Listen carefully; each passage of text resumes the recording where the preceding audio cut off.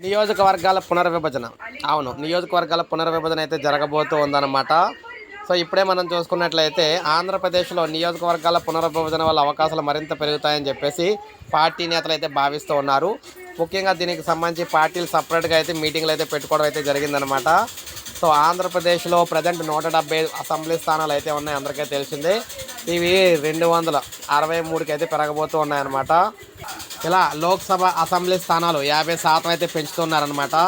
2029 ఎన్నికల నుంచి అమల్లోకి అయితే రాబోతుంది. అప్పుడు ఏపీలో 263, తెలంగాణలో 179 శాసనసభ సెగ్మెంట్లు అయితే ఉండబోతున్నాయి. దేశంలో 543 నుంచి 816కి లోక్సభ స్థానాలు పెరగబోతున్నాయి. ఈ పార్లమెంటు సమావేశంలో బిల్లు అయితే పెట్టబోతూ ఉన్నారనమాట. సో, దీనికి సంబంధించి మనం చూసుకున్నట్లయితే అన్ని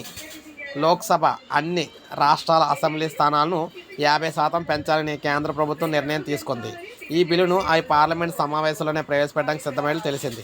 దీని ప్రకారం పార్లమెంట్ స్థానాలు 543 నుంచి 818కి చేరుతాయి 816కి చేరుతాయి.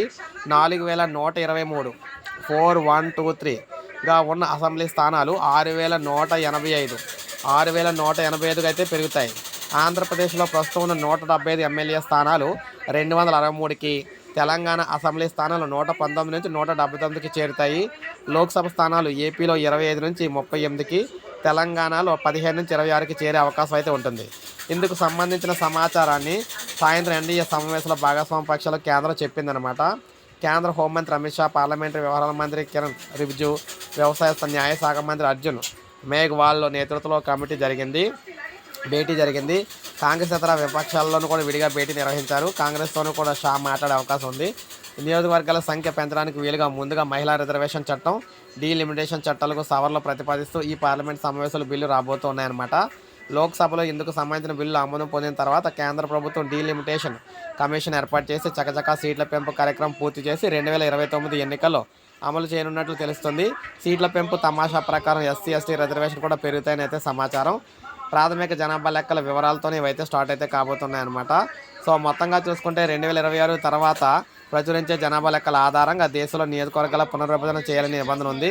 అందువల్ల కేంద్ర ప్రభుత్వం మహిళా రిజర్వేషన్ అమలును 2034 నుంచి అమల్లోకి తేవాలని భావిస్తున్నట్లు ఇంతవరకు భావించారు. అయితే ఇప్పుడు జనగణన 2027 మార్చి 1 కల్లా పూర్తి కావడంతో ప్రాథమిక జనాభా లెక్కల వివరాలు ప్రకటించి ఆ వెంటనే నియోజకవర్గాల పునర్విభజన ప్రక్రియ మొదలుపెట్టే అవకాశం ఉన్నట్టు తాజా పరిస్థితులు చెప్తున్నాయి. నియోజకవర్గాల పెంపు 2029 ఎన్నికల నాటికి అమల్లోకి తెచ్చేందుకు కేంద్ర ప్రభుత్వం వేగంగా పాలు కలుపుతున్న రాజకీయ వర్గాలు పేర్కొన్నాయి. ఈ అంశంపై అధికార పక్షం అన్ని పార్టీలతో సంప్రదింపులు జరిపి మద్దతు కూడగట్టే ప్రయత్నం చేస్తుంది.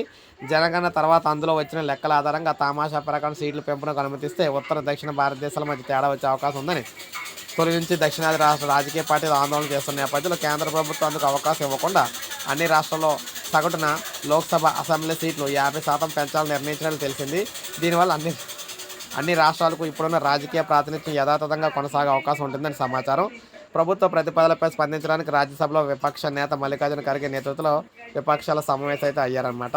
సో, ఇప్పుడు మీరు చూసుకుంటే ఇక్కడ చూడొచ్చు, ప్రస్తుతం లోక్సభ స్థానాలు చూసుకుంటే దేశంలో 543 ఉన్నాయి. పెరిగేవేమో 273 పెరిగితే మొత్తంగా 816 అవుతాయి. అందులో మహిళలకు 270 అయితే ఉంటాయి.